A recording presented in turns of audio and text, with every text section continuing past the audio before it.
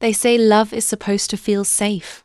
But what no one tells you is that sometimes the person who promises you forever is the same person who disappears when forever finally starts becoming real. I never thought my life would turn into one of those stories people cry about on the internet. But it did. And it all started with one phone call. That changed everything. My name is Amara. And this is not just a story about heartbreak. This is a story about trust, betrayal, pregnancy, and a life I never planned for. I was 24 when I met him. His name was Jason. At first, he didn't feel like danger. He felt like peace. The kind of man who listens when you talk. The kind who remembers small details about you. The kind you think God sent at the right time. And that was my mistake. Because sometimes, the most dangerous people don't come loudly. They come gently. We met in a small coffee shop in Atlanta. It wasn't anything special at first. Just two strangers talking. But somehow, talking turned into hours. Hours turned into days. And days turned into something I had never experienced before. He would call me every night. We would talk about everything.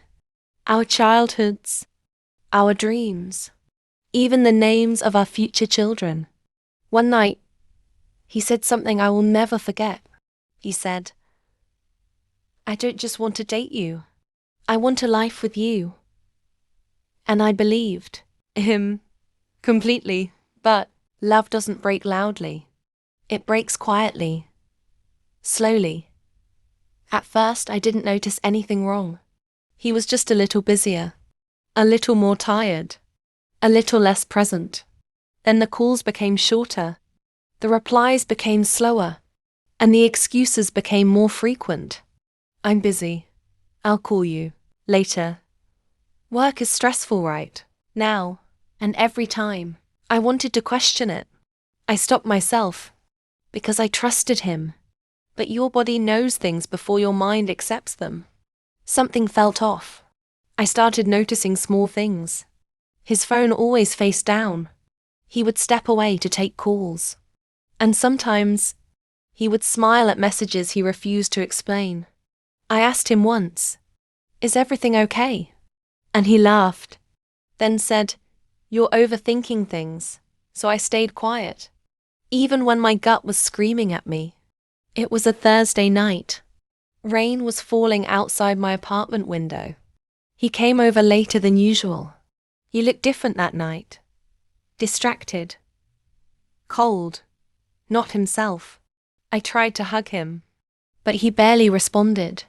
Then his phone buzzed, and everything changed. He stood up immediately. "I need to take this outside."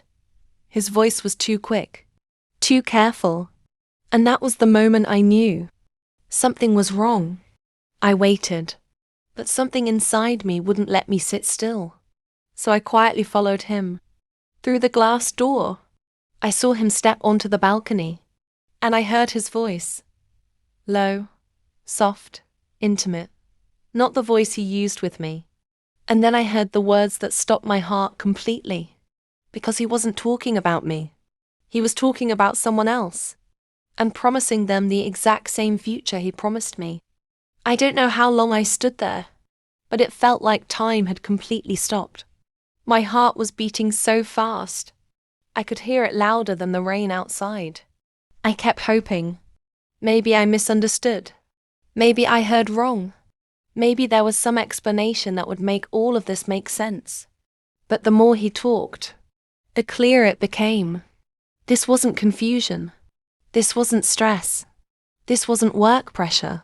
This was betrayal. Real betrayal. The kind that doesn't just hurt you, but changes the way you see everything. I slowly stepped back from the door, trying not to make a sound. Because in that moment, I didn't want him to know that I knew. Not yet. I needed to think. I needed to understand what was happening. But the truth was already clear. The man I loved was building a future with someone else. I went back inside and sat down. My hands were shaking. My mind was racing. Every memory we had, Every promise he made, every moment I thought was real, started replaying in my head. And suddenly, nothing felt real anymore. It all felt like a lie. A few minutes later, he walked back in, like nothing happened. Like he didn't just destroy everything I believed in. He looked at me and said, "You okay?" And for a second, I almost laughed, because the irony of that question felt like a slap in the face. But instead I just nodded and said, "Yeah, I'm fine." That was the first lie I told. He sat down like everything was normal, picked up his phone, started scrolling, completely relaxed, completely comfortable, while I was sitting right there, trying to hold myself together. And that's when something inside me changed. Not loudly, not dramatically, just quietly. I stopped feeling safe. I looked at him, really looked at him, and for the first time, I didn't see the man I fell in love with. I saw a stranger. "Who were you talking to?" I finally asked. My voice was calm, too calm. He didn't even look up. "Just work," he said, without hesitation, without thinking, without guilt. And that's when I knew he had been lying for a long time. Not just tonight. "Work," I repeated. He nodded, still not looking at me. And something about that moment, something about how easy it was for him, made everything inside me break. "Jason, look at me." He paused, then slowly lifted his head. And when our eyes met, there was something different, something cold, something distant, something that wasn't there before. "How long?" I asked. He frowned. "What do you mean?" But he knew. I could see it. The way his expression shifted, the way his body tensed, the way he avoided eye contact again. He knew exactly what I meant. "How long have you been talking to her?" Silence. Heavy, uncomfortable, loud. He leaned back, ran his hand through his hair, and then said something that I will never forget for the rest of my life. "It's not what you think." And in that moment, I realized something else.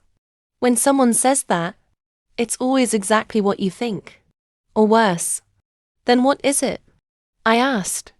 My voice was shaking now. I couldn't hold it anymore. Not after everything I just heard. Not after everything I just felt. He sighed. Like I was the problem. Like I was the one making things difficult. Like I was the one who did something wrong. And then he said it. Calm, cold, careless. I didn't plan for this to happen. And just like that, everything inside me shattered. Because that wasn't denial. That wasn't confusion. That was a confession. And suddenly, the truth I was trying to avoid was standing right in front of me. Clear, painful, unavoidable. He didn't just betray me. He replaced me. I didn't sleep that night. I just lay there staring at the ceiling, listening to the rain hit the window, over and over, like it was trying to wash something away. But nothing was being cleaned, only exposed. Every word he said kept replaying in my head. I didn't plan for this to happen. As if betrayal needs planning. As if lies need permission. At some point, I stopped crying. Not because the pain was gone, but because I ran out of tears. And that scared me more than anything else. The next morning, he acted normal again. Like the night before never existed. Like my world didn't quietly collapse in front of him. He even smiled at me and asked what I wanted for breakfast. And I remember thinking, how can someone stand in the same room where they destroyed you and act like nothing happened? That was the moment I realized something painful. Some people don't feel guilt the way you expect them to. They move on, even while you're still breaking. I stopped answering his questions properly. I stopped pretending everything was fine. But I also didn't confront him again, because I knew something had already shifted permanently. Days passed like that. Silent, cold, heavy, We lived like strangers sharing the same space. Then one morning, I woke up feeling different. Not emotionally. Physically. Something felt wrong in my body. A strange heaviness I couldn't explain. At first, I ignored it. I told myself it was stress. That everything I had been through was finally catching up with me. But then it kept happening. The nausea, the fatigue, the silence inside my own body that didn't feel normal anymore. So I took the test. I told myself I wasn't scared, but my hands were shaking the entire time. And when I saw the result, I just sat down. No scream, no tears, just silence. Because life has a way of choosing the worst timing to change everything again. I was pregnant, and the first thing I felt wasn't happiness. It wasn't joy. It wasn't even fear. It was confusion, because I didn't know what scared me more. The fact that I was carrying a life, or the fact that the man I was carrying it for was already living a double life. I kept the test in my hand for a long time, just staring at it, waiting for it to feel less real. But it didn't. It only became heavier. When he came home that night, I didn't tell him. Not yet. I just watched him, laughing on his phone, comfortable in a world I no longer belonged to. And I made a decision, quietly, without telling anyone, without emotion, without noise. I was going to protect this child, even if I had to do it alone. But deep inside, I knew something else too. This wasn't just about pregnancy anymore. This was about survival. Because one truth was now undeniable. I wasn't just betrayed anymore. I was connected to the betrayal forever. And that changed everything. I didn't tell him I was pregnant. Not at first. Because something in me said, this wasn't the right moment to give him more power over my life. So I carried it alone, in silence, while living in the same house as a stranger. He started noticing something was different though. He would look at me longer than usual, like he was trying to figure me out again. But I wasn't the same person anymore. I had started disappearing emotionally, while still physically being there. Then one evening, he finally asked, "Are you okay? You've been acting different lately." I almost laughed again, because the irony was becoming a pattern in my life. But instead I just said, "I'm fine." Another lie. But this one felt heavier than the last one. Because now, I wasn't just lying to him. I was hiding something bigger. Something that would change everything. Days passed, and I kept thinking about when to tell him. How to tell him. If I should even tell him at all. Because every time I looked at him, I remembered the balcony, the phone call, the other voice, the other life. And I kept asking myself one question. What kind of father is someone who builds lies while I build life? Then one night, everything changed again. I heard his phone ring late, and something about the sound felt familiar. Too familiar. I watched him step away like before. Same pattern, same behavior, same distance.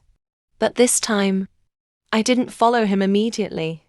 I waited, because I already knew what I would find. And when I finally stood up, I saw it. From a distance, through the cracked doorway. Another conversation, another voice, another life continuing without me. And something inside me didn't break this time. It hardened, because pain repeated too many times stops feeling like pain. It starts becoming clarity. And in that moment, I understood something deeply. This wasn't just betrayal anymore. This was a cycle, one I was never meant to stay in. I went back to my room and placed my hand on my stomach. For the first time, I wasn't thinking about him. I was thinking about her, or him, the life growing inside me. And I made a promise, quietly, without emotion, without fear, without hesitation.